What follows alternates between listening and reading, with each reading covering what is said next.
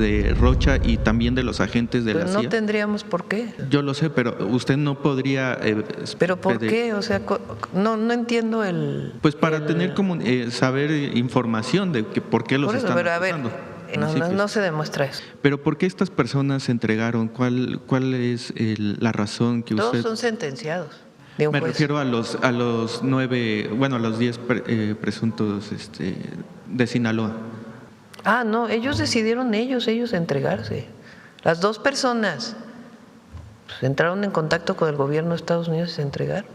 Pero pues, allá sabrán ellos por qué se entregaron, ¿no? ¿Cómo? Si han tenido comunicación con el resto de personas que están señaladas por Estados Unidos. ¿Pero para qué tenemos comunicación? Bueno, como la tuvieron con el gobernador Rocha. No, a ver, la Fiscalía hace su investigación. Uh-huh. ¿Así? O sea, ¿cómo que si hay comunicación personal?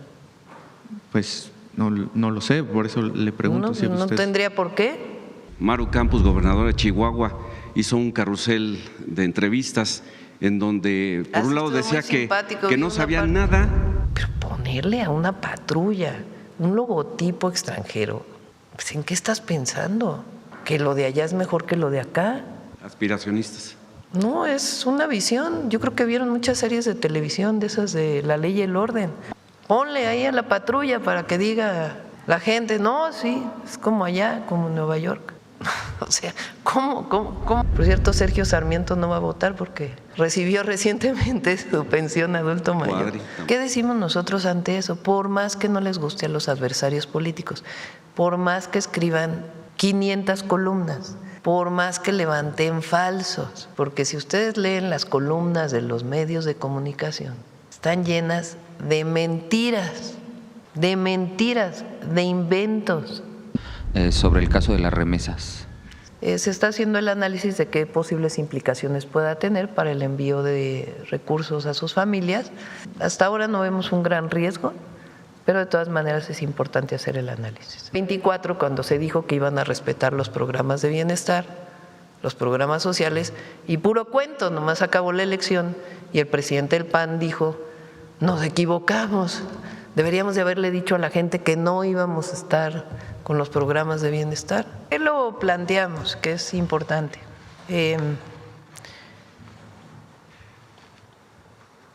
Hemos vivido desde que entramos algunos casos, y lo subrayo, algunos casos, de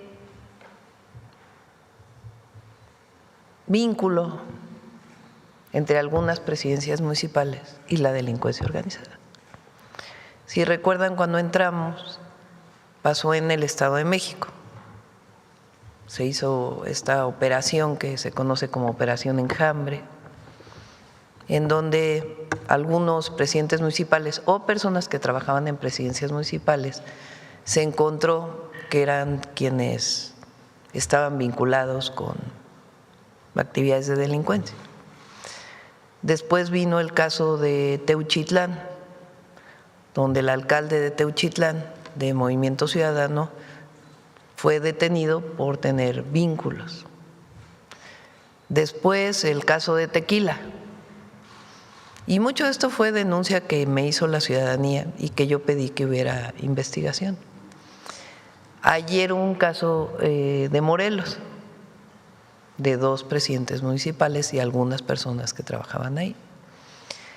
Entonces, desde que pasó lo de Morelos, planteamos qué se puede hacer para evitar o que el INE tenga las capacidades para poder saber por lo menos una investigación. Obviamente todo tiene que estar en el marco de la presunción de inocencia que marca nuestra Constitución y las leyes. Y además son casos aislados, no es una cosa generalizada, son casos aislados. Pero es importante, si vamos a tener elección en el 2027, que se presente algún mecanismo que permita a los partidos políticos saber si una persona que se postula por el partido tiene o no algún antecedente. Lo presentamos, repito, en el plan A, aquel plan que hicimos de reforma electoral, que incluía incluso la desaparición de los plurinominales, en fin, varios temas. Al no aprobarse el plan A, pues esta parte quedó fuera. Como ya está muy pronto a cerrar las posibilidades de reformas a las leyes, previo a la elección o al inicio de todo el proceso electoral del 2027, porque inicia con tiempo, pues entonces tomamos la decisión de que esta iniciativa que preparó Luisa María Alcalde, bajo esta premisa que habíamos venido trabajando, se presente ahora al periodo extraordinario. Entonces, esta es la razón por la cual se está presentando. Y como se ve, está en el marco de la Constitución, de las leyes, y depende de los partidos políticos hacerlo o no. Y es una comisión del INE que, en coordinación con las instituciones del Estado mexicano de investigación, puedan tener la presunción de un riesgo, y ya el partido político decidirá, frente a la información que se le proporcione, si postula o no a esta persona. Claro, si se encuentra algo, pues las instituciones del Estado mexicano tienen que presentar denuncia ante la Fiscalía o la propia Fiscalía, si es que fuera el caso. Entonces, esta es la propuesta y son los dos temas que queríamos presentar el día de hoy, y vamos a las preguntas.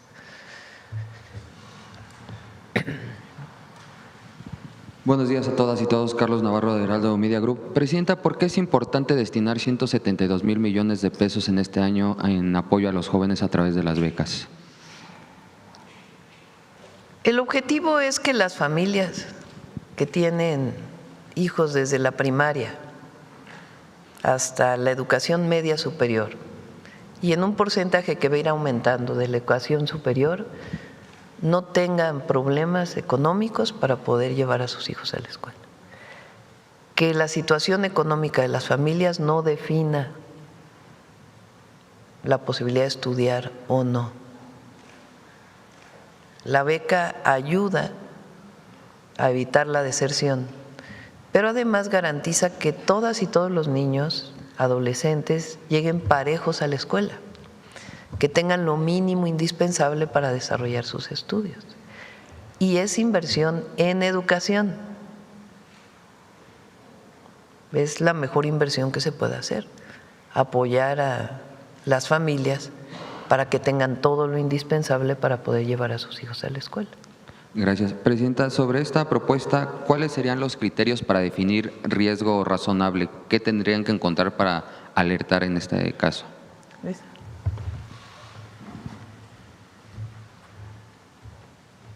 Todo esto es en el marco, como bien señala la presidenta, de presunción de inocencia. Y obviamente no estamos en un proceso en el cual ya se tenga toda la evidencia para abrir una carpeta de investigación y tampoco ya acreditado el delito para una sentencia. En realidad lo que hacen las dependencias es analizar antecedentes y toda la información necesaria para identificar focos rojos. Entonces no quiere decir que ya estén diciendo que una persona esté como tal vinculada, incluso lo poníamos ahí, que de encontrar información pues tiene que proceder y hacer su investigación, pero si encuentra alguna información relevante que identifique como riesgo razonable y hay que establecerlo en ese marco, entonces transmite esa información.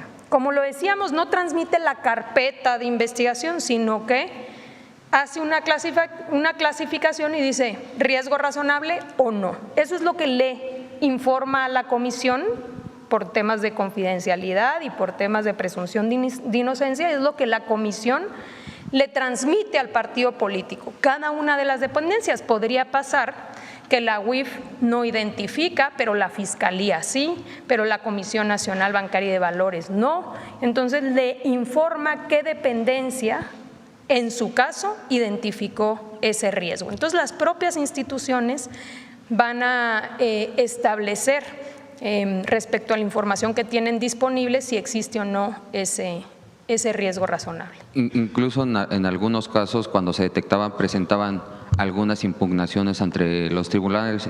Por ejemplo, en la elección de la gubernatura de Sinaloa en el 21 no fue impugnada ante el Tribunal Electoral del Poder Judicial, justo para no llegar a este tipo de escenarios, o cómo lo podremos entender.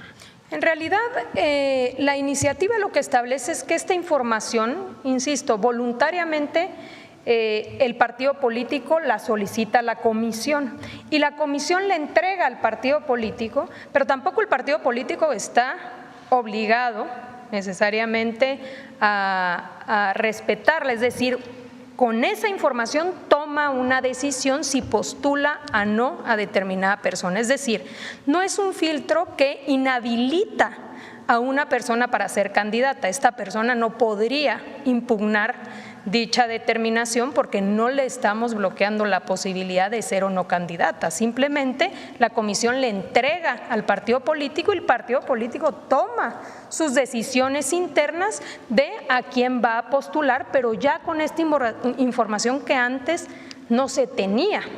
¿Qué pasaba anteriormente? Un partido político no tenía acceso a estas instituciones para preguntar sobre antecedentes o información relevante que le permita tomar mejores decisiones. Gracias. Presidenta, preguntarle si ya analizaron la orden que firmó ayer el presidente de Estados Unidos sobre el caso de las remesas. Sí, lo está revisando la Secretaría de Hacienda y pues ya formalmente el embajador de México en Estados Unidos, porque ya recibimos el beneplácito, Roberto Lázari, se estará yendo en las próximas semanas. Lo están analizando conjuntamente para poder hablar en su momento con el Departamento de Estado. Realmente, ¿qué es lo que plantea? Que tiene que investigarse un número a través del cual las personas que no tienen documentos en Estados Unidos puedan abrir una cuenta o enviar o tener un envío.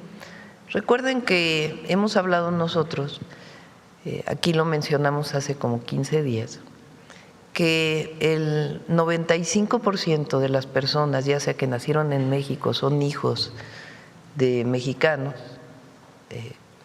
en segunda o tercera generación, la mayoría tienen papeles, la gran mayoría.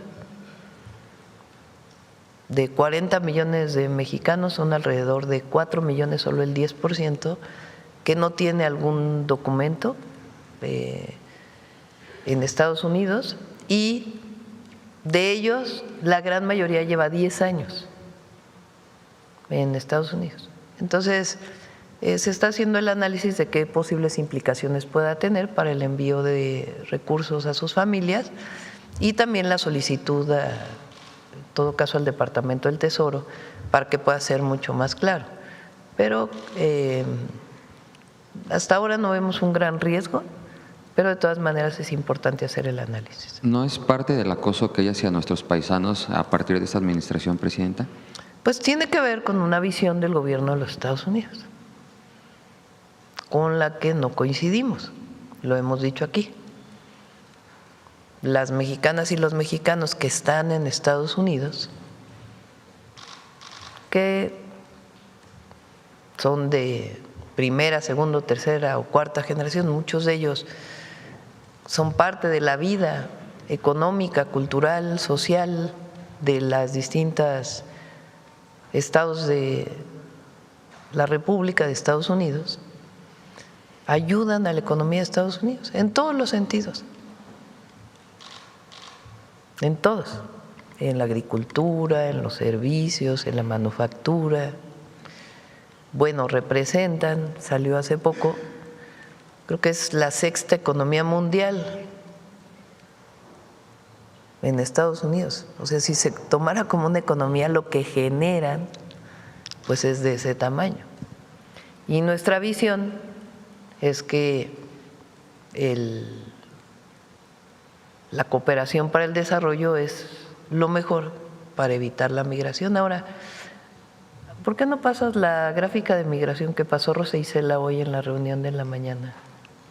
Miren cómo ha disminuido la migración de México a Estados Unidos.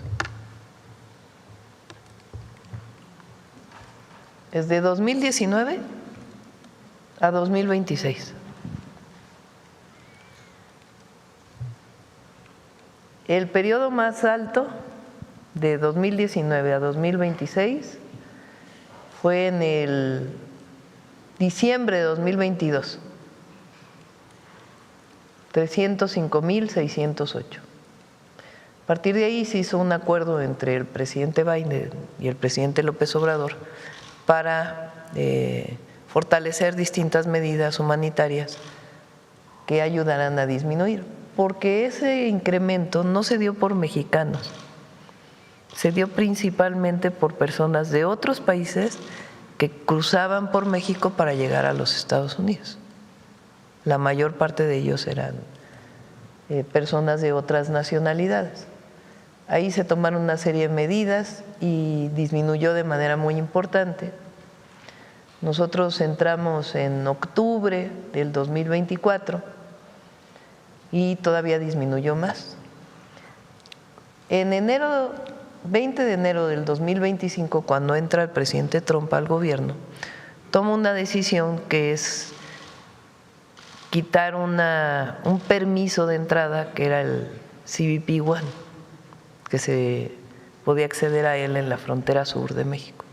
Tomó la decisión de quitar por completo ese permiso.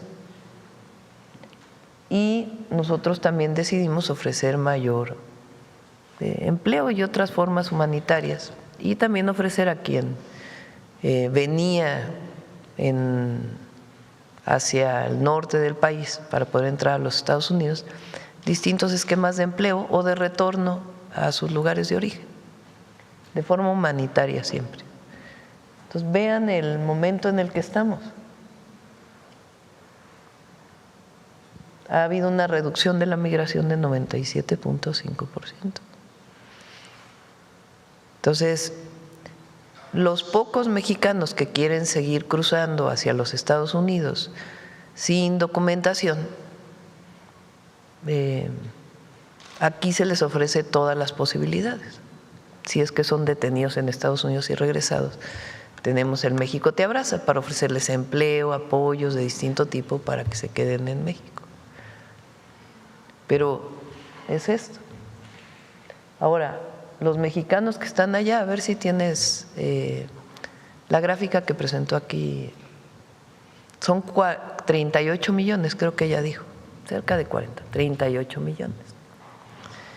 Y así como ayudan a la economía nacional al enviar las remesas, pues ayudan, bueno, no ayudan, son parte fundamental de la economía de Estados Unidos, fundamental.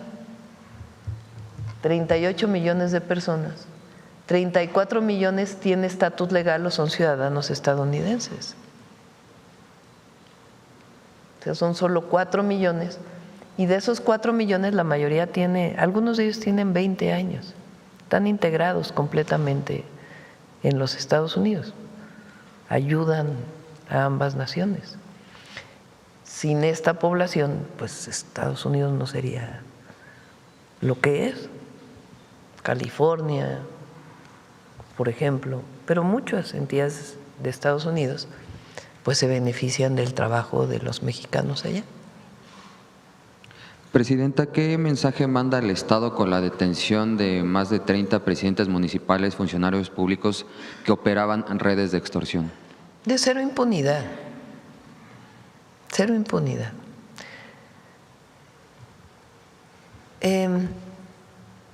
Ahora que viene esta solicitud de Estados Unidos de detención urgente de 10 personas de Sinaloa, se viene esta andanada en la que he venido hablando, de que de una u otra manera el gobierno de México en distintos lugares o de una u otra forma está cubriendo personas que pudieran estar vinculadas a la delincuencia organizada. ¿Qué decimos nosotros ante eso? Por más que no les guste a los adversarios políticos, por más que escriban 500 columnas, por más que levanten falsos, porque si ustedes leen las columnas de los medios de comunicación, están llenas de mentiras, de inventos. Nosotros tenemos en nuestro país un sistema penal y todo mundo es inocente hasta que se demuestre lo contrario. Y para poder detener a una persona, tiene que haber una orden de aprehensión de un juez. Y para poder hacer una carpeta de investigación, se requieren pruebas. ¿Qué hemos dicho nosotros? Por más que se enojen, que digan que se entregaron 2 y que ahora quién sabe qué van a decir y no sé qué, pues son las pruebas.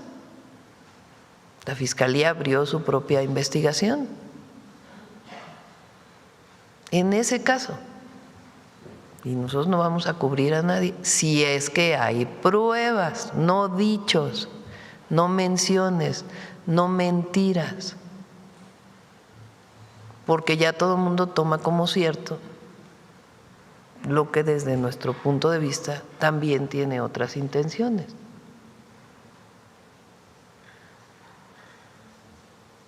Entonces, no se cubre a nadie. Cuando hay pruebas, se procesa. Cuando se encontraron pruebas del alcalde de Teuchitlán que había estado involucrado en el proceso, es más, se encontró que después un hermano de este alcalde estaba metido en el huachicol y fue detenido también. Un alcalde de Jalisco. Pues, ¿qué se hizo? Se le detuvo, se pidió a un juez, con base en evidencias, una orden de aprehensión que el juez le emite. El caso, por ejemplo, de ayer de Morelos. Yo aquí lo mencioné, creo, alguna vez, que cuando voy a las comunidades, escucho mucho a la gente. Entonces, hay gente que me dice, pensamos que esta persona está vinculada. Me lo dicen en secreto. Y yo no crean que me quedo así, bueno, ya me lo dijeron, ya me voy. No. Tomo la nota, tomo el teléfono de esta persona, se la doy al secretario de Seguridad y Protección Ciudadana y le digo, tengo esta denuncia, por favor háblenle por teléfono a esta persona para ver, ayudarle a abrir una carpeta de investigación, porque normalmente una persona que vivió un asunto de extorsión o que sabe que hay colusión, pues difícilmente presenta directamente su denuncia en el Ministerio Público. Entonces, cuando me lo dicen a mí o a alguna otra persona del gobierno, tenemos un mecanismo para que esa denuncia que hace de manera personal se procese y se hagan todas las investigaciones, abriendo la carpeta de investigación ya por parte de la Secretaría de Seguridad y Protección Ciudadana o acompañando al ciudadano a abrir la carpeta de investigación. Ayer parte de lo que vivimos o las detenciones, pues tienen que ver con que hubo gente que cuando fui a esa zona me dijo, presidenta, aquí no nos gusta lo que está pasando. Y a partir de ahí se abrió una carpeta de investigación, que llevó muchos meses de investigación, pero ya que se tuvieron las pruebas, la Fiscalía actuó y se actúa. Entonces, cero impunidad. Nuestra estrategia de seguridad tiene 2 brazos. Atención a las causas, que es indispensable, y cero impunidad. Son los 2. Y así hemos actuado y así vamos a seguir actuando. ¿Con qué? Con pruebas. ¿Cómo? Con base en nuestras instituciones democráticas. No a dichos de un comentarista que tiene otra intención. Si Estados Unidos dice, oye, esta persona la estamos investigando, pues se investiga como parte de los procesos penales que hay en México. Siempre. Pero esta idea que ayer lo decía, presidenta, rompa el pacto criminal. ¿Y quién lo dice? Nosotros no tenemos pactos criminales con nadie. Tenemos un solo pacto y es con el pueblo de México. Y es el de cumplir. El seguir transformando el país para el bienestar del pueblo. ¿Quiénes son los que ahora se suben al camión de estar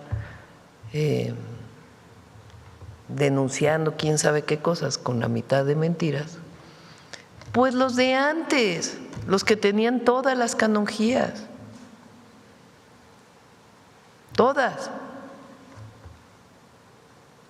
Como Jorge Romero, que tiene a la mitad del que era su gabinete en la Benito Juárez, en la cárcel, por el cártel inmobiliario, ahora resulta que es el que dice presidenta, no sé qué cosa. Ayer lo dije, el presidente del PRI, que tiene carpetas de investigación con un… Ahora él es el que va a Washington. Debería él leer a algunos presidentes que fueron del PRI del pasado, que defendían la soberanía, no el entreguismo que tiene este señor. Y todos los comentócratas, que ya vamos a ir poco a poco desnudando sus verdaderas intenciones, que es acabar con lo que hemos logrado en las conquistas del pueblo, con ayuda de un buen grupo de personas de fuera del país. Eso es lo que está pasando en México, por más que digan otra cosa. Y nuestro gobierno está sólido y está fuerte. Primero, porque estamos cerca del pueblo. Segundo, porque estamos cumpliendo. Y tercero, porque la gente sabe que estamos actuando con rectitud y tenemos autoridad moral y política en el país. Presidenta, ya para terminar, ¿qué espera de la reunión de hoy con el secretario de Seguridad de Estados Unidos y si está confirmada la reunión del próximo lunes con Sara Carter? Ayer me comentó Roberto en el tema de Sara Carter que a lo mejor no viene el lunes, que se pospondría la reunión por asuntos de agenda esencialmente. Hoy sí recibimos al secretario de Seguridad de Estados Unidos, se reúne primero conmigo y el Gabinete de Seguridad y después ya se queda con el Gabinete de Seguridad trabajando.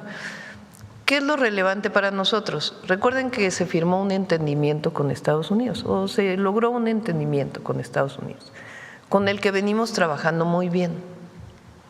Entonces, lo que queremos es que sigamos trabajando en el marco de ese entendimiento. Muchas gracias, buen día a todas y todos. Gracias. Las becas. Gracias, buenos días. Arturo Pavón de Efecto Colateral y Chihuas News. Me quedo sentado por los compañeros camarógrafos. Presidenta, para usted es una inversión las becas, para la mayoría de los mexicanos es una inversión, obviamente para su administración también. Pero hay todavía grupos de la derecha que piensan que se desperdicia el dinero que se le da a gente que no lo va a aprovechar o que lo usa para otros fines. Cabe mencionar, y sería prudente que se mencionara que hay candados en esas tarjetas, en el uso de las tarjetas. ¿Nos podrían platicar un poco más acerca de esos candados? Porque no se pueden utilizar para cualquier producto o servicio. Confiamos en la gente. Nosotros confiamos en la gente. La tarjeta del bienestar, el recurso que viene en la tarjeta del bienestar, la gente decide en qué lo utiliza. Confiamos en el pueblo. Es evidente que lo van a usar para el bienestar de sus hijos. Entonces no necesitamos estarle poniendo candados, y además así ha sido, si no, imagínense. Entonces las becas, la pensión para adulto mayor, la gente va al banco de bienestar, saca su recurso y el efectivo lo puede usar en lo que ellos decidan. Confiamos en el pueblo. Así es. Muchas gracias. Durante muchos años pues se decía que no había dinero y que el pueblo tenía que amarrarse el cinturón porque pues la administración pública no lo hacía, tenía que hacer gastos. Y todo este dinero que se está utilizando, volviendo a la pregunta de mi compañero, sabemos ya de dónde sale: cero corrupción y no condonación de deudas y del fisco. ¿A dónde se iba? ¿Hay alguna manera de rastrear a dónde se iba? Son dos temas. El primero es que no cobraban impuestos a los de arriba, había condonación de impuestos.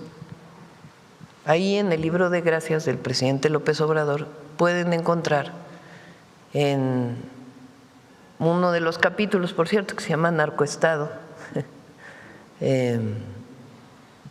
lo que era, refiriéndose a Calderón, evidentemente, lo que era la condonación de impuestos a los grandes empresarios de México.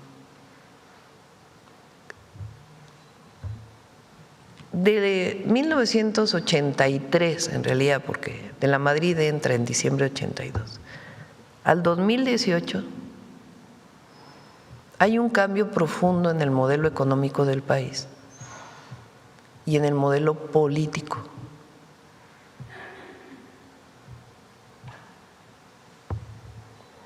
Previo a eso, pues es todo el periodo de los gobiernos del PRI. Su ideología era el nacionalismo revolucionario, que muchos lo olvidaron, por cierto. Había corrupción, pero sobre todo mucho autoritarismo. No había democracia. Era un partido y párale de contar, y las elecciones estaban amañadas. Un dirigente sindical quería ser secretario general de un sindicato que no fuera del PRI, represión. Esa historia es la represión de los maestros, la represión de los médicos, la represión de los ferrocarrileros, la represión de los mineros, la represión de los estudiantes. Un modelo muy autoritario. Lo que no quedaba dentro del partido único era reprimido. Y en el partido único estaban los sindicatos y estaban los empresarios, estaba todo el mundo. Podemos, digamos, hablar más de historia, pero digamos que en términos muy generales podría hablarse de eso. Pero a partir de la Revolución Mexicana hay derechos sociales que conquista el pueblo de México después del Porfiriato. Y particularmente con el general Cárdenas, que por cierto hoy es su aniversario, las demandas de la Revolución Mexicana se vuelven una realidad. Se reparte la tierra,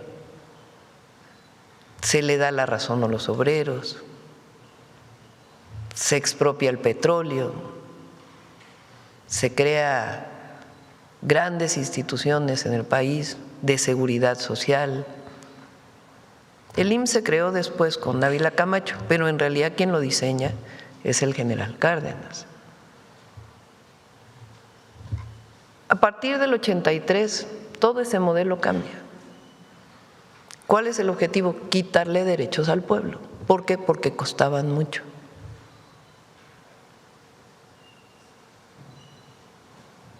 Vender las empresas del Estado. El Estado tenía minas, el Estado tenía teléfonos, el Estado tenía más de 700 instituciones, fertilizantes, que se habían creado en su momento con los recursos del pueblo. En el 83 viene el llamado modelo neoliberal, que tiene la visión de que todo lo que hace el Estado está mal, todo lo público está mal. Los únicos que tienen la posibilidad de hacer las cosas bien son los privados. Y todo debe ser encauzado hacia el mercado.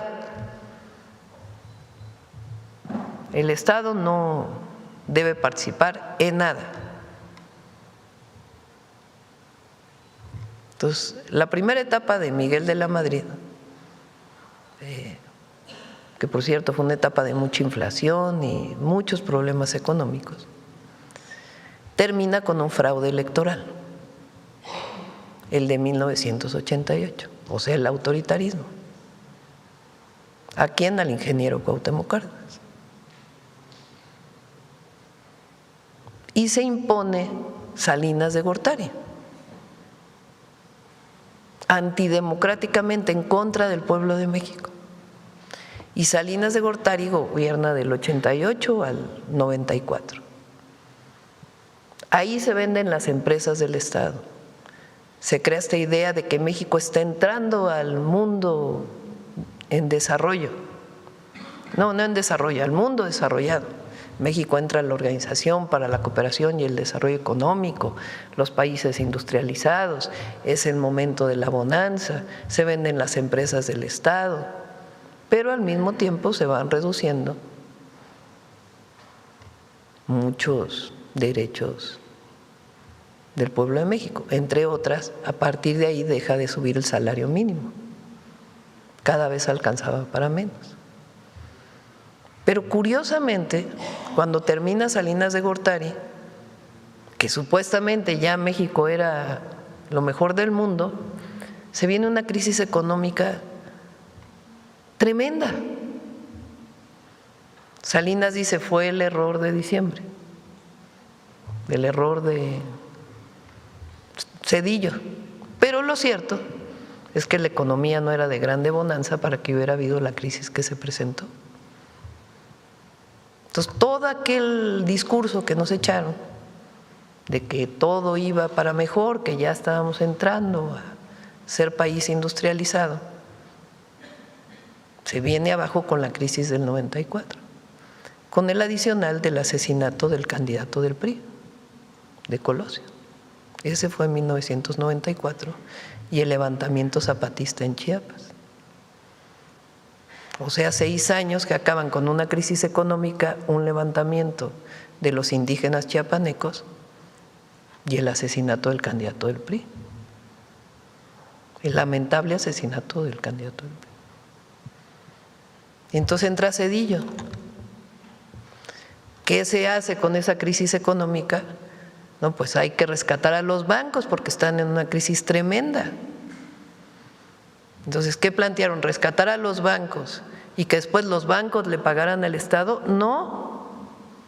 Rescataron a los bancos y convirtieron ese rescate de bancos privados que habían privatizado, por cierto, porque eran bancos del Estado, de la nación, primero, con un oscurantismo tremendo, porque no se supo realmente a quién se rescató, y hay grandes historias, está el libro del Fobaproa, el expresidente, el presidente López Obrador, donde detalla la cantidad de corrupción que hubo en ese proceso. Empresas que supuestamente habían quebrado, que no habían quebrado y se les dio dinero. Pero ¿con qué rescataron a los de arriba? Con recursos públicos, una deuda que todavía pagamos. A los deudores pequeños, los que perdieron su casa, los que perdieron su negocio, ¿se les apoyó? No. Esos se rascaron con sus propias uñas. Pero a los de arriba sí. En ese momento, Zedillo desesperado va a Estados Unidos y le dice: necesito dinero, ayúdenme, estoy en una crisis tremenda, no hay recursos para sacar adelante a México. Y contado por Labastida, que fue el candidato del PRI en el año 2000, en su libro de memorias, dice que Zedillo, al ir a negociar a Estados Unidos, no solamente negocia 40,000 millones de dólares, sino que en el proceso negocia que para el 2000 entraba el PAN al gobierno. O sea, ¿cuál democracia?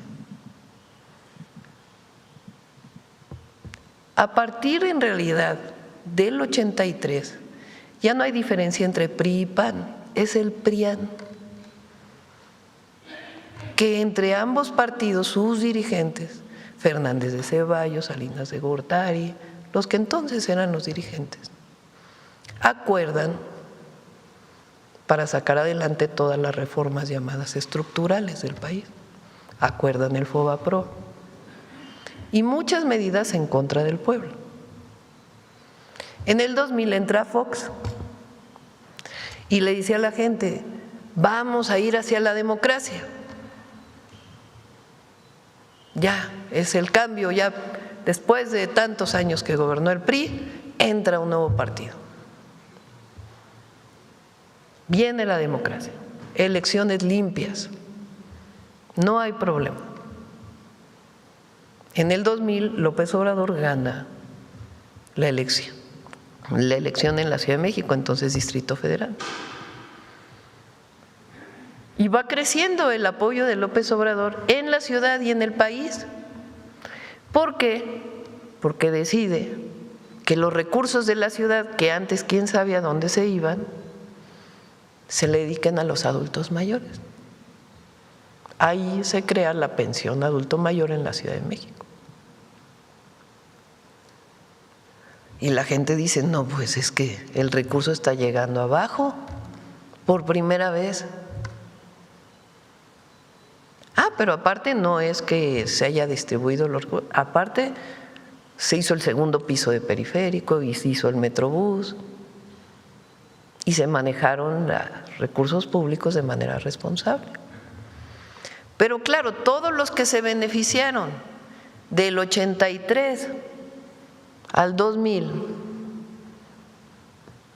los de mero arriba que les condonaban los impuestos, que se beneficiaron del FOBAPROA, que de hecho gobernaban, dijeron, no, ¿cómo va a llegar López Obrador? Peligro para México. Y va creciendo la popularidad de López Obrador y Fox le inventa un delito. Le abre una carpeta de investigación, entonces eran averiguaciones previas. Dijo, violó un amparo por haber abierto un camino a un hospital. Nunca violó el amparo de López Obrador, pero el objetivo era que no participara en la elección del 2006. Y entonces viene el llamado desafuero. Viene el desafuero y la gente, ya no solo en la ciudad, en el país entero se moviliza. Dice, a ver, Fox, no que la transición a la democracia, no que ya es una nueva era. Son tan grandes las movilizaciones que Fox se tiene que echar para atrás y le quitan la orden de aprehensión a Andrés Manuel López Obrador. Y entonces él decide salir del gobierno de la ciudad y decir, voy por la presidencia. Y se viene una campaña en todos los medios de comunicación, así como la de ahora. López Obrador, peligro para México. Todos los columnistas que hoy escriben, escribían eso. Las televisoras, peligro para México. Y lo que era entonces el Consejo Coordinador Empresarial, que eran los empresarios de mero arriba, son los que se ponen de acuerdo, entre ellos Claudio X González, para pagar anuncios, porque antes se permitía pagar anuncios en la televisión en contra de un candidato. Y se viene una campaña tremenda. A pesar de la campaña, López Obrador gana la elección del 2006 y le hacen un fraude electoral. Se consume el fraude electoral con un presidente que llegó con un fraude electoral de manera espuria, igual que en 88 Salinas de Gortari. Para que hablemos de democracia, llega Calderón, como no tiene legitimidad, como tiene muchos vínculos con el gobierno de Estados Unidos entonces, se inventa la guerra contra el narco como lo principal de su sexenio. Había entonces 27 homicidios diarios en el país. Y entonces las agencias de Estados Unidos entran a México como Pedro por su casa, porque les abre la puerta a Calderón y pone al mando de la guerra a García Luna, que ya sabemos la historia.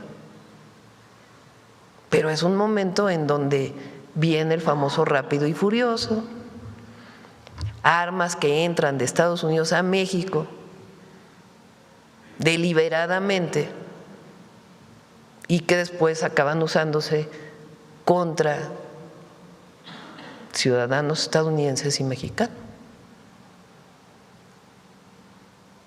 Y viene después, no, ya Calderón pues ya nos ha costado mucho, va a estar difícil que gane el PAN. No, pues vámonos a regresar al PRI, que en realidad es el PRIAN. Y construyen la figura de Peña. Y gana Peña Nieto la elección en el 2012. Gana es un decir, porque se demostró que soltaron dinero a diestra y siniestra para comprar el voto. ¿Con qué? Con la llamada estafa maestra. Dinero público que pasaron algunas universidades y desde las universidades se destinó a comprar el voto a través de tarjetas. Se demostró que hubo compra del voto. ¿Pasó algo? No. Llegó Peña Nieto.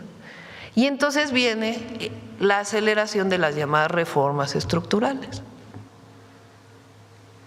que es la privatización del petróleo, que las empresas privadas puedan extraer de manera directa petróleo, y la privatización todavía más de Pemex, y la privatización de la industria eléctrica, y la entrega de bienes al extranjero. Y en todo ese periodo, ¿qué pasó? Más pobreza, más desigualdad, enriquecimiento de unos cuantos. Democracia, pues ¿dónde? Si hubo por lo menos 2 fraudes electorales y una compra del voto. No, pero hay organismos plurales que garantizan la democracia.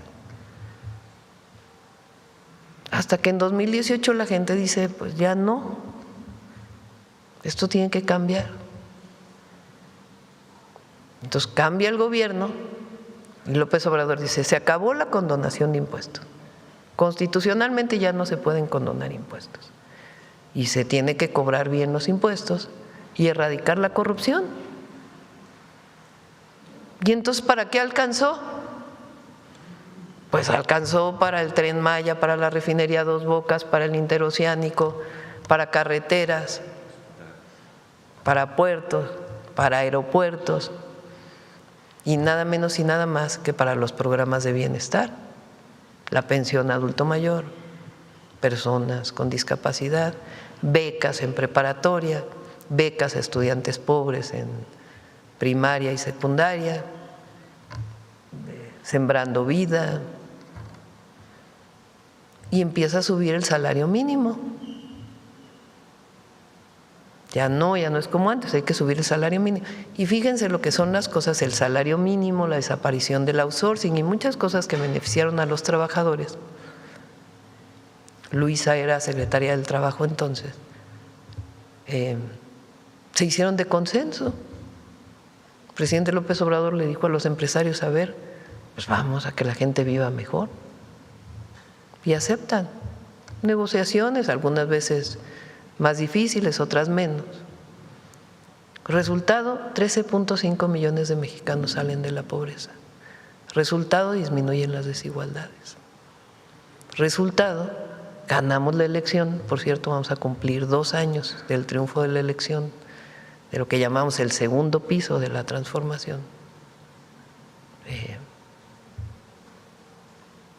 Con la máxima votación de la historia y por primera vez una mujer presidenta.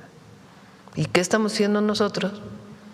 Pues fortalecer los programas de bienestar, fortalecer el apoyo al campo, y generar las condiciones para el desarrollo de la infraestructura en el país y el cuidado del medio ambiente.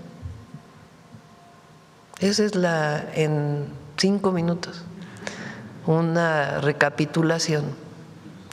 ¿Qué es lo que pasa ahora, en este momento de tanta ofensiva contra el gobierno de la transformación y, digo yo, el pueblo de México?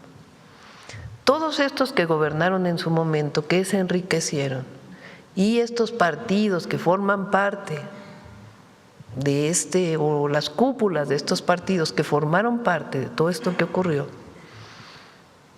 dicen, ahora sí vamos a recuperar nuestros fueros. Los muchos medios de comunicación, no, ahora sí vamos a regresar a poder mandar de nuevo. Sí, nada más que nosotros nos llevamos muy bien con los empresarios, pero no gobiernan. ¿Quién gobierna? El pueblo. Entonces, toda esta andanada en contra, pues están viendo ellos la oportunidad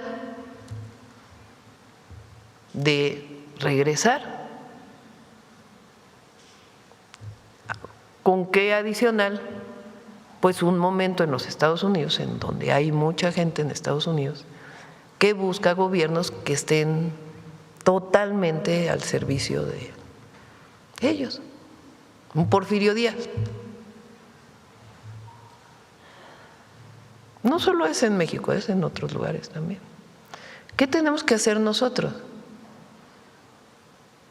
Hablar, informar, decirle a la gente, no se vayan con la finta. Si no hubiera honestidad, no habría resultados.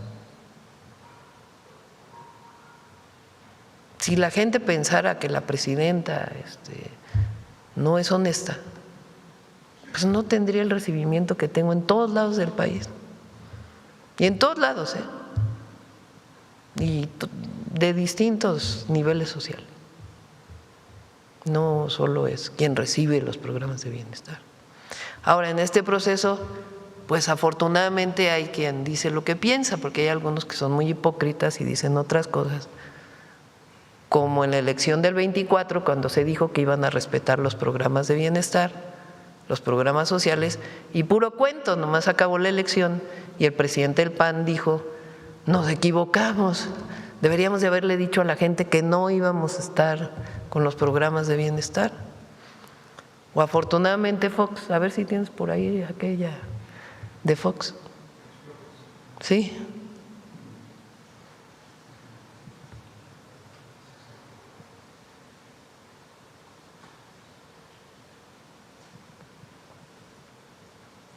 Un dato al respecto, Presidenta, es el Consejo Mexicano de la Carne dio a conocer en su compendio del 2025 que aumentó el consumo de la carne y pues sí, porque hay prácticamente más recursos en la a dos factores importantes. Una, la estabilidad del peso mexicano y otra, el aumento de los salarios mínimos. Sí.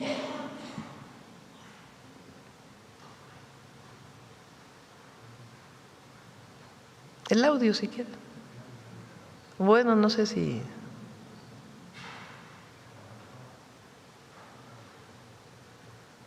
Ojalá y Xochitl nos cubra eso, de que los huevones no caben en el gobierno y tampoco en el país. Ya se acabó que estés recibiendo programas sociales. A trabajar, cabrones, como dice Xochitl. Ya nada más para que… pon ahí al del PAN que dijo que se equivocaron. Marco Cortés era, ¿no?, el presidente del PAN. O Salinas Pliego, que recientemente dijo que no votaran los que tienen programas de bienestar, que él propone que voten todos menos los que tienen programas de bienestar. Por cierto, Sergio Sarmiento no va a votar porque recibió recientemente su pensión adulto mayor. A ver. ¿Qué pasó? Caímos en la trampa de los programas sociales. Me estoy incluyendo, ¿eh? Es quien da más. El PAN tiene 4 principios fundamentales: bien común, persona humana, solidaridad y subsidiariedad. El de la subsidiariedad enseña a pescar, No des el pescado permanentemente. Y caímos en la subasta. ¿Quién da más programas sociales? ¿Quién le pone más a los adultos mayores? ¿Quién sube esto? Y la pregunta es, ¿y la diferenciación? No logramos que la gente viera un proyecto distinto del que nos está gobernando. Y de hecho, terminamos avalando, fíjate, esto es súper importante, terminamos avalando una política clientelar, adormecedora, que no impulsa el crecimiento, que no impulsa que la gente salga adelante, sino que la mantiene en su estatus pobre. Solito que yo. Digo, para que no veamos lo que está en el fondo. Pues no se nos olvide que son dos proyectos de nación. Un proyecto de nación que cree que si se apoya a los de arriba, va a gotear abajo. Otro proyecto de nación que dice, por el bien de todos, primero los pobres. Un proyecto de nación que demostró la corrupción por años. Otro proyecto de nación que sigue trabajando para erradicar de todos lados el régimen de corrupción y privilegios que quedó del periodo neoliberal. Un proyecto de nación que piensa que subordinarse, que bajar la cabeza, que permitir que, como decía ayer, que cocinen en tu casa, que se apoderen de tu casa, gobiernos extranjeros es lo mejor. Y otro proyecto de nación que reivindica a Hidalgo, que reivindica a Morelos, que reivindica a Juárez, que reivindica lo mejor de la Revolución Mexicana, que reivindica a Lázaro Cárdenas, que reivindica la soberanía, la independencia, la libertad, la justicia social. Son dos proyectos. Y en este momento lo que estamos defendiendo es este proyecto. Y lo vamos a seguir defendiendo, porque es el proyecto del pueblo de México. Ese es el debate hoy, incluso hoy. No se nos olvide, vamos a permitir que, ayer puse una metáfora, que un gobierno extranjero se meta a tu casa, cocine, se acueste en tu cama, decida por ti en qué vas a usar los recursos, cómo los vas a usar, cómo es tu sistema de justicia, o cada quien en su casa. Nos juntamos a comer, trabajamos, colaboramos, pero cada quien en su lugar. Porque eso es lo que está definición, ¿no? Y por eso lo que digo es, no se le olvide a todos, propios, y los que no concuerdan con nosotros, que hoy, como siempre, la soberanía y la independencia se defienden o no se defienden. Así de claro. Gracias. Viendo a estos hipócritas, pues vemos que siguen los hipócritas. Maru Campos, gobernadora de Chihuahua, hizo un carrusel de entrevistas en donde por un lado decía que no sabía nada y después sí sabía, incluso autorizó extradiciones a los cuales no está facultada y lavándole la cara a la CIA, solamente diciendo que la DEA o que el FBI, pero realmente se contradijo, sí, pero no, o no, pero sí. ¿Qué opina usted? Mire, son dos visiones, más allá de lo que tenga que ver con lo legal, lo jurídico y eso que no lo determinamos nosotros, lo determina la Fiscalía General de la República y el Poder Judicial. Eso no me voy a meter porque no me corresponde. Desde mi punto de vista hay una violación a la ley de seguridad al permitir que personas de otros países operen en territorio, pero eso no lo determino yo.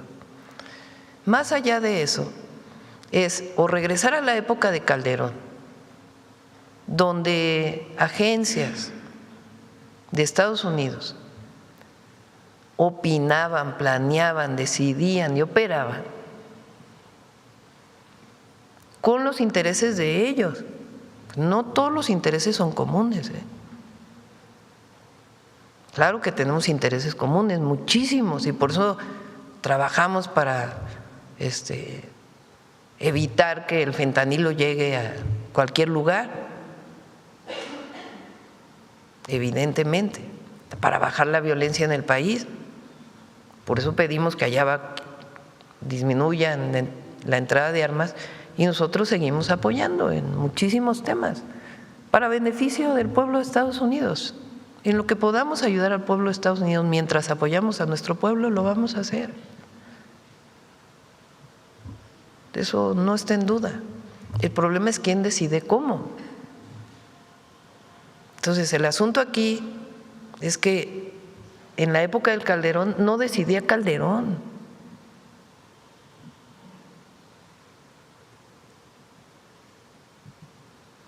En toda la época neoliberal, ¿de dónde venían los dictados de la política económica? De México no, eran de los organismos financieros internacionales que se imponían en México. Eso no quiere decir que no tomemos las mejores experiencias del mundo. Pero una cosa es esa, que ellos decidan y que tú bajes la cabeza y que todo lo que ellos digan es lo que tienes que hacer. Cuando además hay una elección en noviembre y acostumbran muchas veces muchos usar a México para la elección de allá, pues no, nosotros no queremos ser piñata de nadie, no queremos que nos usen para la elección de allá y tampoco queremos que se metan en la elección de aquí. ¿Por qué? Porque cada quien decide en su territorio, somos naciones soberanas. Pues una cosa es permitir que ellos digan cómo, que planeen, que hagan, incluso que operen.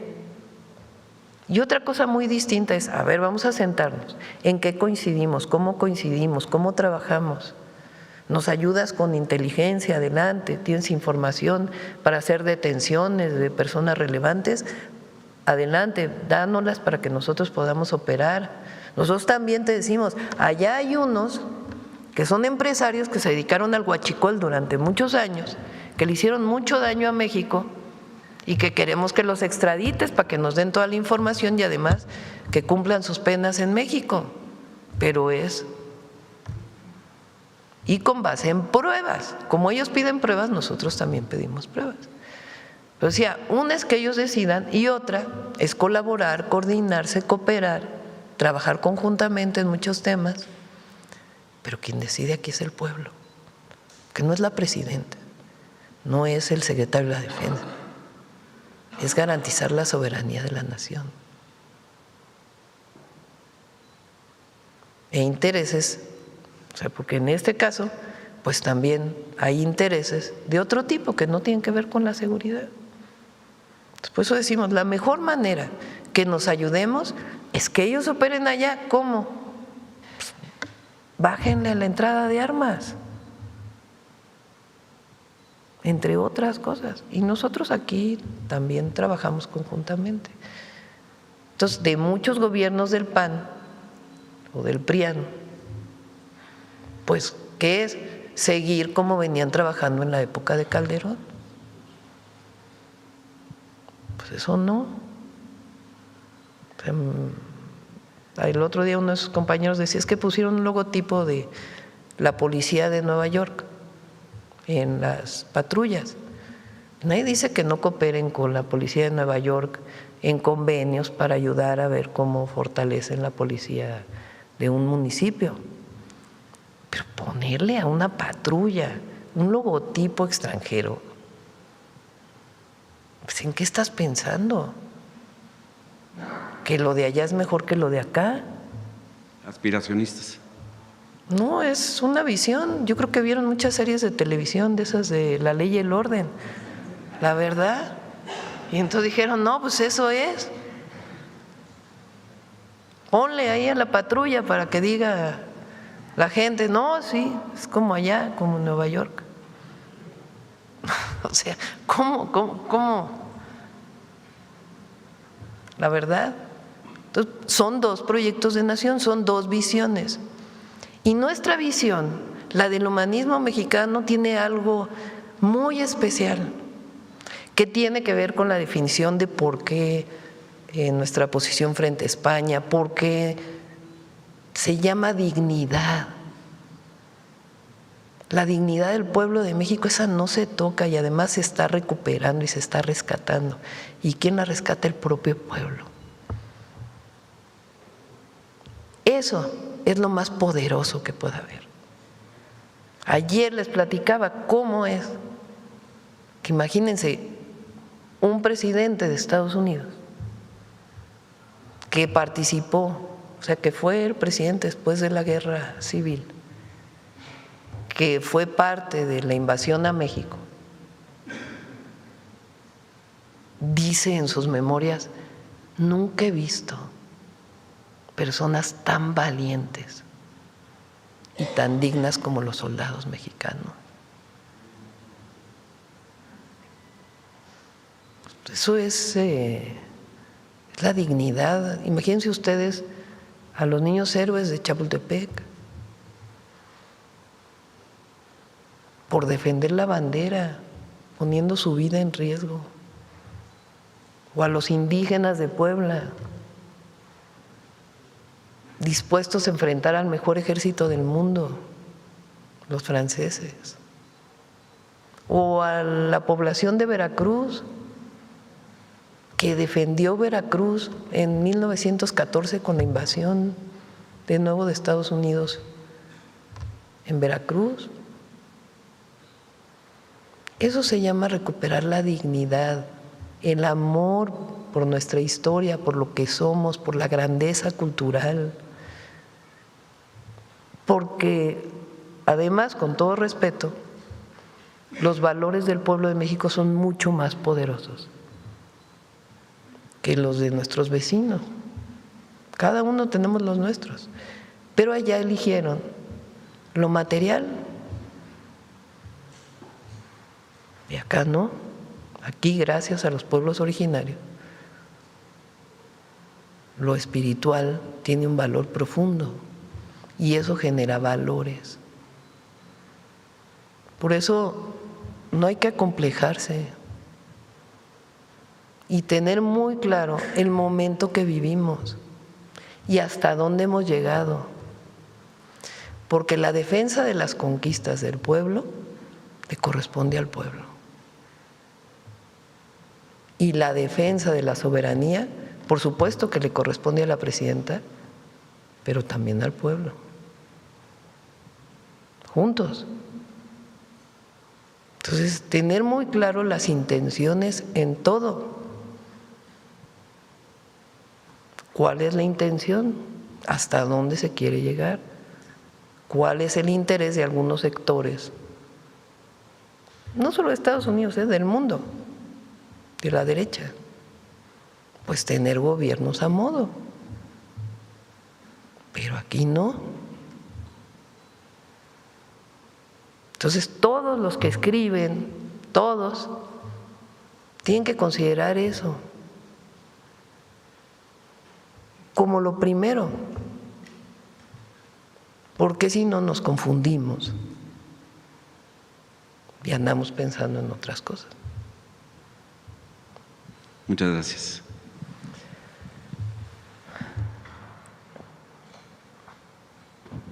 Gracias, presidenta. Buenos días. Karina Aguilar, de Diario 24 Horas. Preguntarle si tiene la hora en que se va a reunir el día de hoy con el secretario de Seguridad Nacional de Estados Unidos. A las 12 nos reunimos y después se quedan con el Gabinete de Seguridad en Relaciones Exteriores. Y justamente preguntarle, ¿ya Estados Unidos dio el aval al nuevo embajador de México en aquel país? Ya. ¿Cómo el beneplácito le llaman? El beneplácito. El beneplácito está ya trabajando con Roberto Velasco para ver en qué momento ya se iría a Washington. ¿Hoy vendrá a la reunión? ¿Perdón? ¿Hoy estará en la reunión? No va a estar, no sé. Creo que no va a estar en la reunión, sí. En este contexto, ¿usted le pedirá al secretario… Por cierto, hay que invitarlo. Ahora que lo preguntaste, no sé por qué no está contemplado, para que Roberto Velasco le llame y pueda estar en la reunión. Sí. En este contexto, saber si en esta reunión que va a tener, pues se le preguntará al secretario sobre las circunstancias en las que han fallecido los mexicanos detenidos por el ICE, porque él ha sido muy insistente en defender todos los operativos del ICE en Estados Unidos. Sí, por supuesto. Vamos a hablar de distintos temas y también pues la defensa de nuestros mexicanos allá y el respeto a sus derechos humanos. Presidenta, sobre la propuesta de iniciativa que se envió ayer al Senado, al Congreso de la Unión, ¿qué fue lo que detectaron que consideran necesaria la creación de una comisión coordinadora para homologar las metodologías y criterios de evaluación en los comités? ¿Por qué se pone este en particular? Sí. Luisa, ¿nos ayudas?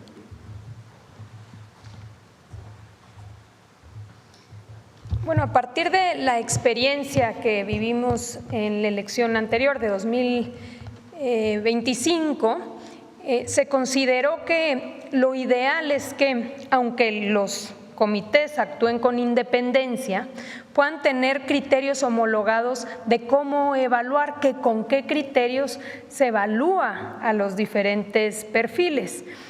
Por ejemplo, se consideró que es bueno tener una instancia que de manera unificada pueda valorar todo lo que tiene que ver con criterios digamos, criterios objetivos. Por ejemplo, si se es o no licenciado en Derecho, si se tiene o no los promedios, si se cuenta o no con los años de experiencia. Entonces, este comité, de manera conjunta, va a hacer primero esa evaluación que tiene que ver con si se cumplen o no con los requisitos formales. Y luego, ya cada uno que desee participar puede solicitar, enviar su solicitud tanto al Ejecutivo o al Legislativo o al Judicial, o también se puede participar en más de un poder. Y estos comités, ya con los criterios homologados, van a hacer sus respectivas valoraciones. Por ejemplo, las entrevistas. Ya, cada uno va a entrevistar a los perfiles, identificar quiénes son los idóneos, va a conocer de los textos. Acuérdense que hay una carta de motivación para querer ser juzgador, entonces van a valorar esas cartas, y también la aplicación ya de las diferentes evaluaciones que tienen que ver con los conocimientos técnicos de la persona que se requieren para poder ser juzgador en cierta materia. Pero esto ya existe, ¿no? Perdón, consejera. Existían los comités, pero actuaron de manera independiente. Entonces, ¿qué es lo nuevo? Una comisión coordinadora. Cada uno de los comités va a nombrar a un presidente o presidenta que va a coordinar a los 5 miembros de la comisión del Ejecutivo, del Legislativo y del Judicial. Esos 5 a su vez forman una comisión coordinadora de 3, 1 por poder. Y esos se van a poner de acuerdo, ok, a ver cuáles son los criterios de evaluación, y van incluso a darle publicidad, a transparentar esos criterios de evaluación para que cualquier persona que quiera participar conozca con anticipación cuáles son los criterios a través de los cuales se les va a evaluar en los 3 comités por personas distintas. Gracias. También saber si ya la Secretaría de Educación ha tenido comunicación o encuentros ya con las secciones que han de la CENTE que han buscado estar en manifestaciones a partir del 1 de junio y en el marco del Mundial. ¿Ya se sentaron a la mesa con ellos?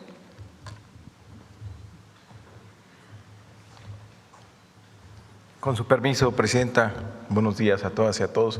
De manera permanente tenemos comunicación con todo el Magisterio Nacional, con la coordinadora, con el sindicato, particularmente con la coordinadora de Chiapas, que los recibió la Presidenta de México la semana pasada, con Oaxaca, con Zacatecas, con Guerrero. Tenemos una comunicación permanente y tenemos avances muy importantes en sus peticiones, en sus gestiones. Fíjense, les voy a dar un dato nada más. La Presidenta el año pasado, por decreto, cambió algunas reglas de la UCICAM. Con esas nuevas reglas se hicieron más de 74,000 cambios de centros de trabajo, que era la principal queja sobre UCICAM. Y después de eso que se entendió que ahora se hace de manera muy transparente porque se pone el listado de cuál es la vacancia y quién lo solicita. Y la regla que sugirió a la presidenta es años de antigüedad. El que tenga más antigüedad es el que lleva mano. Y de esa manera se resolvieron más de 74,000 cambios y bajó mucha la presión, las quejas sobre UCICAM. No obstante, tenemos el compromiso de hacer una reforma para desaparecerla. Entonces tenemos mucho diálogo con ellos, de que no hay la necesidad de irse a un paro. De hecho, ahora ellos se dividieron en la fecha, unos propusieron el 25, otros propusieron el 1 de junio, pero desde nuestro punto de vista no es necesario, estamos abiertos siempre al diálogo. También la Secretaría de Gobernación ha participado en todos estos encuentros. Pues tenemos más de 140 reuniones a lo largo del año, hemos tenido, y tenemos una agenda de trabajo permanente. Gracias. También preguntarle, ¿el gobernador con licencia Rubén Rocha sigue manteniendo resguardo de la Guardia Nacional? Entiendo que hay vigilancia, como hay para cualquier persona que la solicita y a partir de una evaluación de riesgo. Pero sí la tiene todavía. Sí, entiendo que sí. Y también, no sé si el senador Insunza ha solicitado también el resguardo a la Guardia Nacional y si se le otorgó. No tengo información, pero pregunto. ¿Cómo se hace esto para que no es que lo decida la presidenta? ¿Se solicita a través de la Secretaría de Seguridad y Protección Ciudadana o directamente a la Secretaría de la Defensa? La Defensa tiene una metodología para hacer la evaluación, o a Secretaría de Gobernación. Hace una revisión de riesgos, es posible que esté en riesgo por una u otra razón y a partir de ahí toma la decisión de si poner vigilancia o no poner vigilancia. No tengo conocimiento del senador, supongo que no, porque no se ha mencionado. Ustedes, el gobierno federal, el gobierno de México, ¿sabe del paradero de estas 8 personas que no se han entregado a Estados Unidos y que están siendo acusadas por la Fiscalía de Nueva York? Bueno, la Fiscalía, como saben, abrió una investigación. Entonces, pues ellos desarrollarán su investigación. Pero no hay nada legal que nos obligue a que nosotros tengamos una vigilancia particular sobre alguna con las otras personas. Pero entonces tampoco saben si han salido del país. Bueno, hay una orden de aprehensión por parte del gobierno de Estados Unidos. Eso hace que se alerten fichas rojas llamadas por parte del Interpol. Entonces, eso es del gobierno de Estados Unidos. Si ellos llegaran a salir de México, otros países, a partir de la alerta roja que emitió el gobierno de Estados Unidos, pudiera llegar a detenerlos. Presidenta, y sobre la manifestación de ayer de los transportistas y que permanecen en plantón afuera de la Secretaría de Gobernación, ¿cuál va a ser el tema, si ya se está viendo la solución al conflicto? Y también saber qué está pasando con los controladores aéreos que también están emplazando a huelga, por favor. Sí, bueno, lo de los controladores aéreos es parte de las revisiones de ellos y está atendiendo muy bien el secretario de Infraestructura, Comunicaciones y Transportes. Miren, es importante esto de la manifestación que hubo ayer. Ayer firmamos un acuerdo con los productores de maíz y se ha estado atendiendo a productores de otros granos. Es un acuerdo muy interesante porque fueron muchos meses de trabajo. ¿Qué es lo que pasa en México en este momento? Lo he platicado aquí otras veces. El maíz bajó mucho de precio en México y en todos los lugares del mundo porque hay mucho maíz en este momento. Hubo mucha producción de maíz. Y por el tratado comercial, el precio que se fija del maíz en México es el mismo precio internacional. Aun y cuando la mayor parte de la producción de maíz en México es blanco y la mayor parte de la producción de Estados Unidos es amarillo.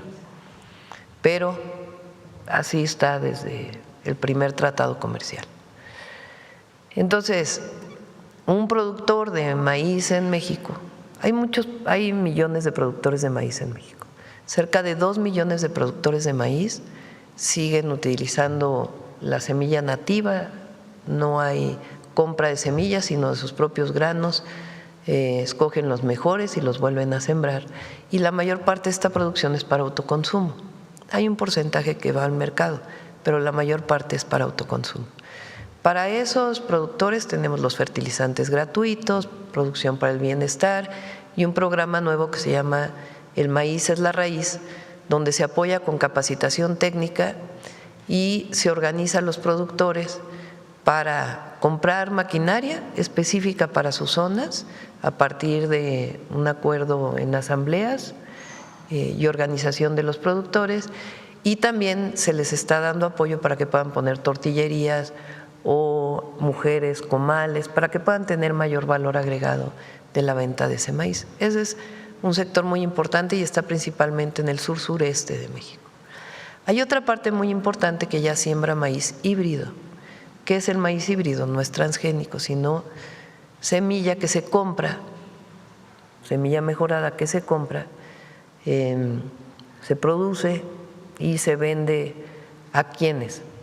A las harineras, o sea, las que producen harina de maíz, a los nixtamaleros para las tortillerías, o a alimentación para ganado, o para otros usos alimenticios como galletas, en fin, otras cosas, tostadas, cereales, en fin. Bueno, estos productores que siembran maíz híbrido son los que se vinieron manifestando el año pasado, porque decían, hay apoyo para los pequeños, pero no hay apoyo para nosotros. Y estamos en una situación muy difícil porque nos cuesta producir la tonelada 6,000 pesos y lo estamos vendiendo en 5,000 pesos. Vamos a dejar de producir maíz. Tomando en cuenta esto, personalmente dirigí las mesas de trabajo. O sea, me reuní con productores agrícolas en México, aquí en la ciudad y en otros lugares. Me reuní con los que venden las semillas, con los que venden fertilizante, con los que venden otro tipo de insumos que se requieren. Me reuní con los compradores, las 3 harineras más importantes, los que compran maíz para alimento de ganado, los que compran maíz con los nixtamaleros e internamente coordinando al equipo. Ayer firmamos un acuerdo que ¿en qué consiste? Primero que nada, los compradores de maíz en México se comprometen a comprar primero que nada la producción nacional y después a importar. Eso es algo muy importante porque antes importaban antes de comprar aquí y entonces todavía era peor para los productores de maíz. ¿Qué otra cosa se comprometen? A que aunque el precio del maíz del mercado esté en cierto nivel, ellos van a aportar más. ¿A qué otra cosa se comprometen? A que tengan acuerdos con los productores de maíz cuando se va a sembrar el maíz, para que ya quien produce sepa a quién se lo va a vender. ¿Organizados por quién? Por la Secretaría de Agricultura.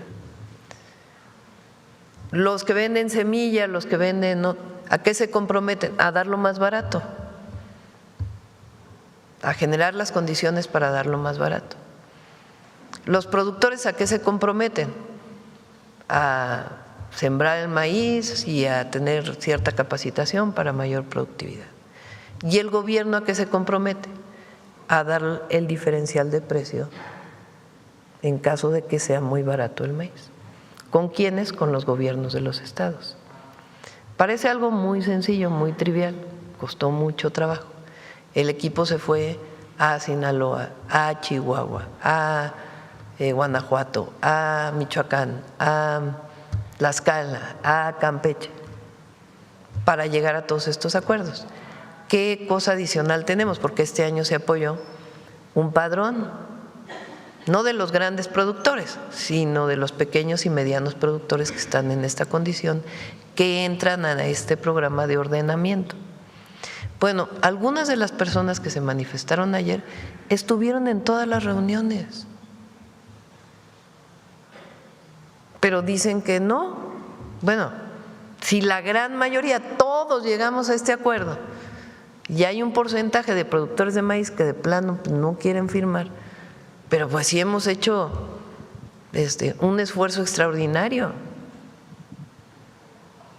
Entonces, ¿por qué se siguen manifestando? Bueno, pues se les sigue recibiendo, pero tampoco, si ya todos están de acuerdo, pues tampoco puede haber, porque muchos de ellos quieren que se apoye a su organización, y recuerden que nosotros no apoyamos organizaciones, apoyamos de manera directa al productor, porque se presta mucha corrupción. Hay otros productores de trigo que también tienen problemas y que Columba va a ir a Sonora, pues yo me comprometí a que fuera a Sonora, que son los principales productores de trigo, a atender, para ver qué otras cosas se pueden hacer en el caso del trigo. Y hay algunos transportistas que hablan de inseguridad en carreteras. Se han estado reuniendo con la Guardia Nacional para decir, a ver, ¿en dónde están? Si eres, ¿en qué lugares son los robos? Tienes el contacto directo con la Guardia, en caso de que sufras un asalto, de inmediato comunícate, ¿cómo le hacemos para coordinar programas para que vayan los transportistas juntos con la Guardia? En fin, o sea, se ha estado atendiendo. Entonces, se les va a seguir atendiendo, sí, pero el asunto aquí es, pues, ¿qué otra cosa hay? No sé, ya. Y ya, Presidenta, nada más para precisar, entonces, ¿Rubén Rocha sigue en Sinaloa? Sí, entiendo que sí, está en Sinaloa, está en su casa. Gracias, buen día. Sí, vamos, ya se va a cerrar. A ver, el Universal, que hace rato me pregunta. Buenos días, Presidenta. Salvador Corona, del Universal. Presidenta, tengo una duda respecto a los entregados a Estados Unidos.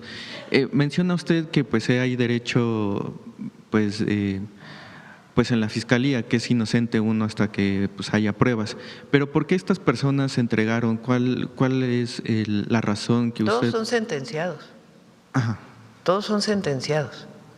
Todos los 92 que el Consejo de Seguridad decidió, todos tienen sentencia de un Me juez. refiero a los 9, bueno, a los 10 presuntos de Sinaloa.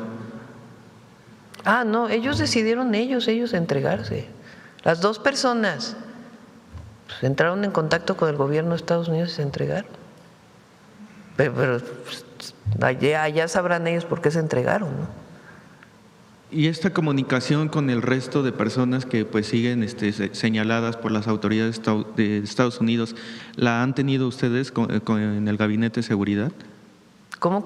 Si han tenido comunicación con el resto de personas que están señaladas por Estados Unidos. ¿Pero para qué tenemos comunicación? Bueno, como la tuvieron con el gobernador Rocha para saber si era No, a ver, la Fiscalía hace su investigación.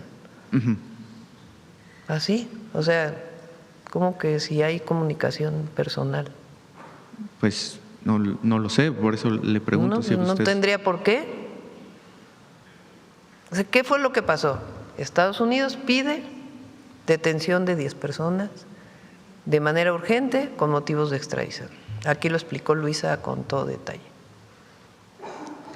La Secretaría de Relaciones Exteriores pide pruebas, asesorada por la Fiscalía General de la República. En ese momento la Fiscalía General de la República abre por su cuenta una investigación.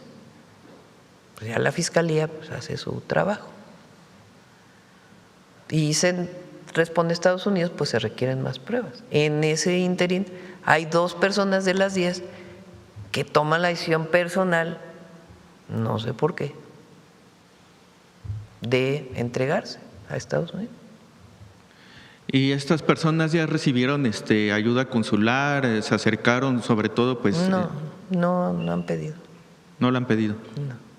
Ok, y en esta reunión que va a sostener con el secretario de Seguridad de Estados Unidos, ¿se le va a pedir información respecto a este caso de Rocha y también de los agentes de la CIA? No tendríamos por qué, porque es el Departamento de Justicia, es otra área del gobierno de Estados Unidos. Yo lo sé, pero usted no podría… ¿Pero por qué? O sea, no entiendo el… Pues para tener saber información de por qué los están pero acusando. A ver, el que viene es el secretario de Homeland Security. Claro. De donde vienen todas estas peticiones es de una oficina del Departamento de Justicia de los Estados Unidos. Entonces, pues hay canales para ver ese tema.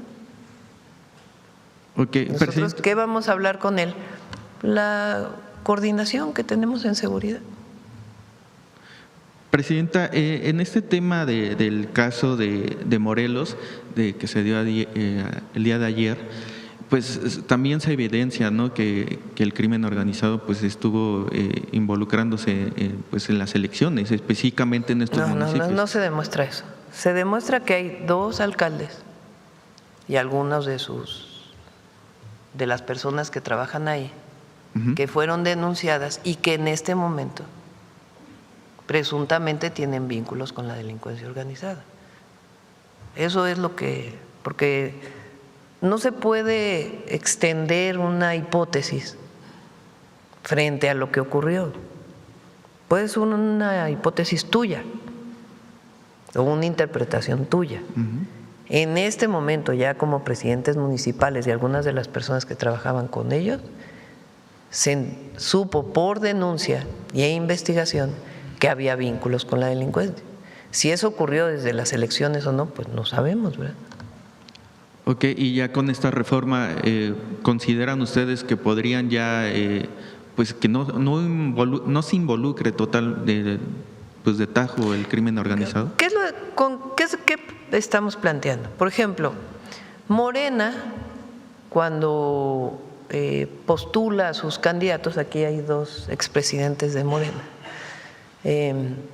preguntan a la Fiscalía General de la República, ¿hay antecedentes penales de estas personas? ¿Hay alguna investigación?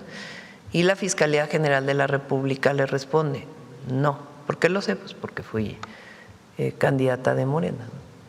Es así, ¿no? Sí, en la convocatoria. Entonces, en las convocatorias, a ver, platícalo.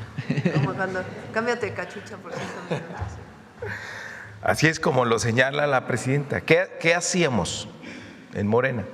En la convocatoria para las candidaturas pedíamos que firmaran el consentimiento para que nosotros como partido político pudiéramos consultar a la autoridad correspondiente si tenía algún problema con la ley, porque evidentemente Morena no podía hacer esa investigación porque no tenían ni facultades ni la información. Entonces tú, para ser candidato, firmabas que estabas de acuerdo que nosotros podíamos consultar.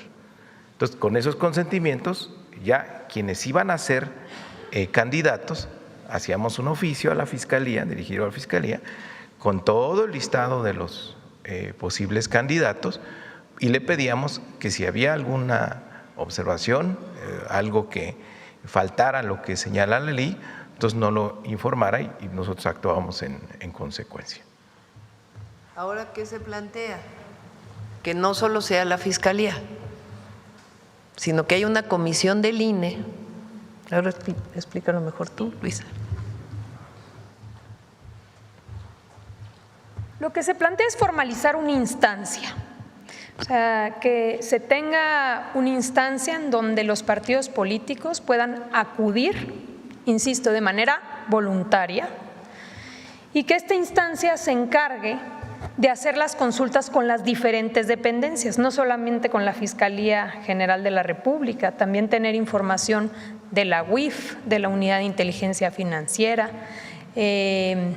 también del CNI, es decir, conocer de manera integral toda la información que se pueda tener por las instituciones de justicia, de investigación y de procuración de seguridad y justicia, tener toda la información y que ellos hagan una valoración, una especie de dictamen, como aquí decíamos, para dar una conclusión respecto a un posible riesgo razonable. Entonces, ahora lo que se crea, a diferencia de lo que se hacía anteriormente, que de manera unilateral uno buscaba las dependencias, pero esas dependencias tampoco es que dentro de sus áreas contaban ya con esa obligación, ahora ya la van a tener, porque ya va a estar en ley, tienen que tener específicamente gente que pueda atender esas solicitudes por parte de la comisión que depende del INE, hacer esas valoraciones, entregarlas de manera formal y de manera formal esta comisión entregarlas al partido político. Entonces es muy importante porque no se contaba como con esa instancia formal para que las instituciones, los partidos políticos puedan preguntar, conocer información respecto a sus posibles candidatos. Todavía no son candidatos, son aspirantes a ser candidatos. Ellos ya tomarán después la definición con esa información y pues con la responsabilidad debida de cada uno de los institutos políticos. Presidenta, en otro tema, el día de ayer, pues la Secretaría de la Defensa Nacional, no sé si le informó que cambió o relevó a 9 mandos Lo hace normalmente. de 9 estados. No hay algo, vi la nota de 8 columnas del Universal, no tiene nada de 8 columnas porque es algo que hace cada 2 años, la defensa. La defensa tiene una visión que no busca que los mandos territoriales o de algún área sectorial no se queden ahí durante mucho tiempo, sino que sean relevados y pasen a otro lugar. De esa manera pues va generando nuevas responsabilidades, experiencia y otras consideraciones que ellos toman. Entonces lo que informó la defensa, porque había estado saliendo algunas notas de que ya relevaron al de Zacatecas porque quién sabe qué cosa, y ya relevaron al de no sé cuánto porque quién sabe qué cosa. No, son procedimientos normales de la defensa. Por ejemplo, yo fui jefa de gobierno, el comandante de la primera zona militar se cambia cada 2 años. Entonces a mí me tocaron 3 comandantes de la primera zona militar. Es una decisión que ellos toman y van relevando y van evaluando cómo van trabajando en cada una de sus áreas, pero no tiene nada de particular. Gracias. Sí, vámonos ya, 9:28, vamos a…